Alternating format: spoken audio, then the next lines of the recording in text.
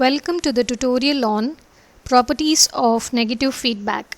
The negative feedback is applied in order to affect one or more of the following properties. That is, the first one, desensitize the gain. That is, to make the value of the gain less sensitive to variations in the values of the circuit components might be caused by the changes in the temperature, etc. The second one is to reduce the nonlinear distortion. That is, we make the output proportional to the input. In other words, the gain is constant and is independent of the signal level. The third one is to reduce the effect of noise. We minimize the contribution to the output of the unwanted electrical signals that are generated either by the circuit components themselves or by the external interference. The fourth one is to control the input and the output resistance. That is, we raise or lower the input and the output resistance by the selection of an appropriate feedback topology. The fifth one is to extend the bandwidth of the amplifier, and how each of these properties will affect we will see in detail. First one is gain desensitivity. The equation for computing the gain of the amplifier is given by the equation number 1, that is AF is equal to A divided by 1 plus A beta, where A corresponds to the open loop gain and beta corresponds to the gain of the feedback network. In this particular equation, we will assume that the beta value is constant. By taking differentials on both the sides of this particular equation 1, we see that DAF is equal to dA divided by 1 plus A beta the whole square. Now dividing the equation 2 by equation 1 will yield us DAF by AF is equal to dA divided by 1 plus A beta square divided by A by 1 plus A beta. So rearranging that equation and cancelling out the similarities, we have DAF by AF is equal to 1 by 1 plus A beta dA by A. This term 1 plus A beta is known as the desensitivity factor. So this equation number 3 basically implies that the percentage change in AF, that is the overall gain, is due to the variation in some circuit parameters and is smaller than the percentage change in the open loop gain A by a factor which is equal to 1 plus A beta. That is the amount of feedback. That is why we represent this amount of feedback 1 plus A beta to be equal to the desensitivity factor. Coming to the next property, that is bandwidth extension. Now let us consider an amplifier whose high frequency response is characterized by a single pole.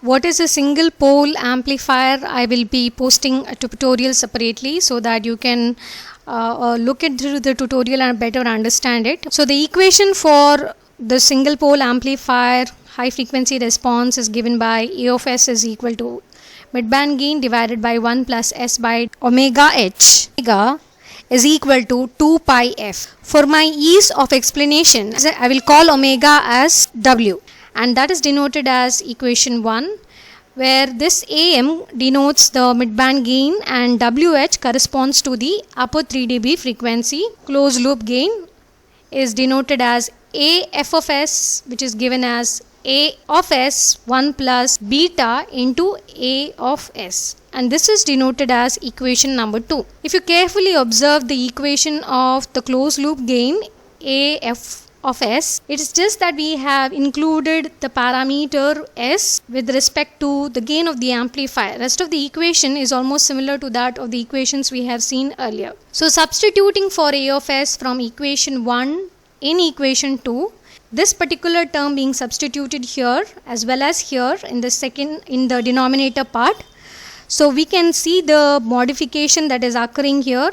And moving on, you know that 1 plus beta AM can be written as one particular term because we know that 1 plus beta AM is also available in the denominator. So you can rearrange this equation and write this as 1 plus S by W divided by 1 plus AM into beta. So we have finally the closed loop gain of the amplifier AF of S to be given as AM divided by 1 plus AM into beta divided by 1 plus S divided by WH into 1 plus AM into beta, which is denoted by equation number 3. So from this what we can infer is that the feedback amplifier will have a midband gain of AM divided by 1 plus AM beta and an upper 3 dB frequency which is given in this particular equation. WH of F is equal to WH into 1 plus AM into beta. And this particular equation for upper 3 dB frequency is denoted as equation number 4. And equation number 5 gives us the lower 3 dB frequency which is represented as WLF equal to WL divided by 1 plus AM into beta. So WL basically corresponds to the lower 3 dB frequency and this WLF corresponds to the feedback amplifier with the lower 3 dB frequency. So you should understand the difference between the WLF and WL, similarly WHF and WH. So from this particular graph, what we can see is that the amplifier bandwidth is increased by the same factor by which midband gain is decreased, maintaining the gain bandwidth product constant.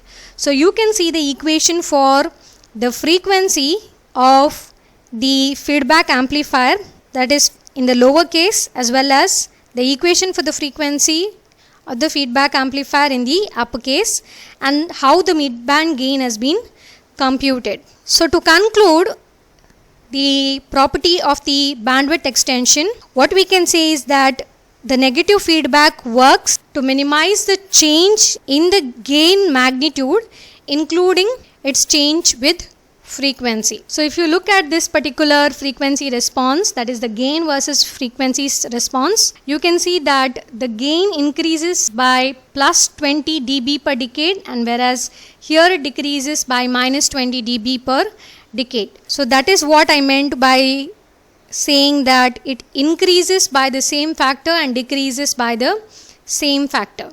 So you can see the difference between the frequency of the feedback amplifier and the frequency FL, that is the lower frequency.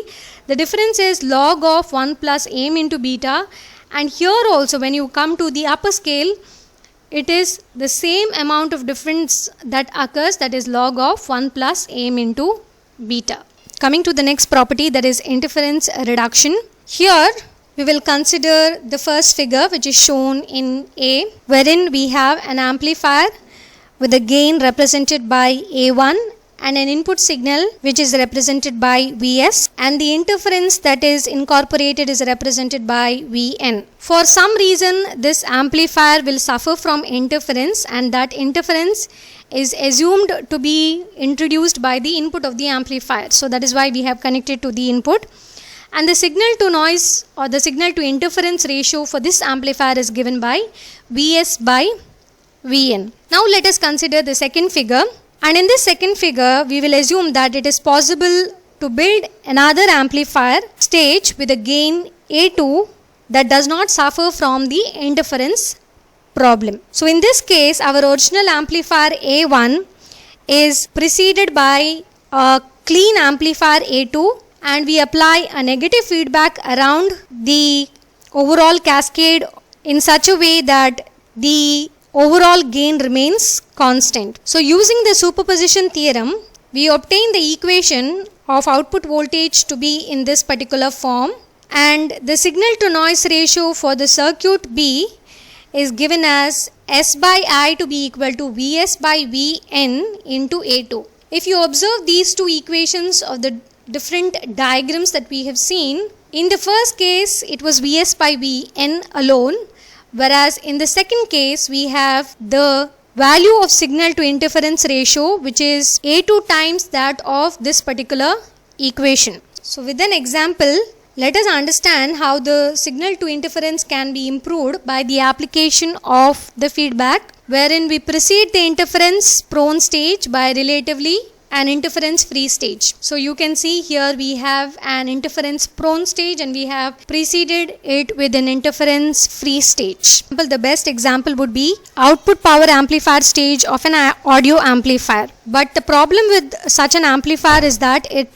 suffers from power supply hum, and this problem will arise because of the large currents that this stage has to draw from the power supply and the difficulty of providing adequate power supply filtering inexpensively. So the power output stage is required to provide the large power gain but little or no voltage gain. Therefore, the power output stage is preceded by a small signal amplifier that will provide the large voltage gain and thus apply a large amount of negative feedback, restoring the voltage gain to its original value. Since the small signal amplifier can be fed from another circuit and hence provides a regulated power supply, it will not suffer from the hum problem. So the hum at the output will be reduced by an amount of voltage gain of this added pre-amplifier. So this is just one example of the power amplifier, that is the audio amplifier, in which the interference reduction is possible, which makes use of circuit which is similar to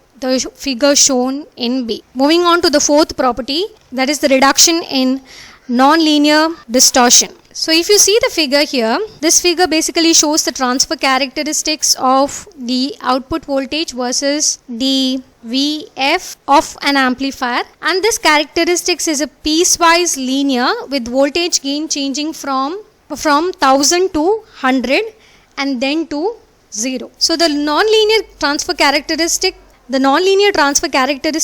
results in an amplifier generating a large amount of non-linear distortion. So what we do is we apply a negative feedback and the characteristics can be completely or considerably linearized. So this negative feedback will reduce the dependence of the overall closed loop amplifier gain on the open loop gain of the basic amplifier. So what we can observe is that large changes in the open loop gain from 1000 to 100 can give rise to much smaller corresponding changes in the closed loop gain. In order to illustrate this, let me consider an example. Let us apply a negative feedback with the beta value of 0.01 to the amplifier, whose open loop voltage transfer characteristics is as shown in the figure, and the closed loop amplifier is shown in the figure B. So this figure A corresponds to the open loop voltage transfer characteristics and the figure B corresponds to the closed loop voltage transfer characteristics. So if you want to compute the slope of the steepest segment, we will consider the two cases when the value of the open loop gain is 1000 and another one when the value of open loop gain is 100. So the first case I have considered the open loop gain to be 1000 and I obtained the value of the closed loop gain to be equal to 90.9, whereas when I consider an open loop gain of 100, I obtain the feedback gain to be equal to 50. So from this what we can infer is that the order of the magnitude change in the slope can be reduced by reducing the voltage gain. So thus the overall gain can be restored by adding a pre-amplifier, which we have seen in the previous case. But there is one problem, that is in the saturation region the gain of the amplifier is very small and the amount of negative feedback is almost equal to unity. So from this characteristics what we can infer is that by applying the negative feedback we can make the characteristics more linear, which is very much evident in the figure B. Thank you for watching.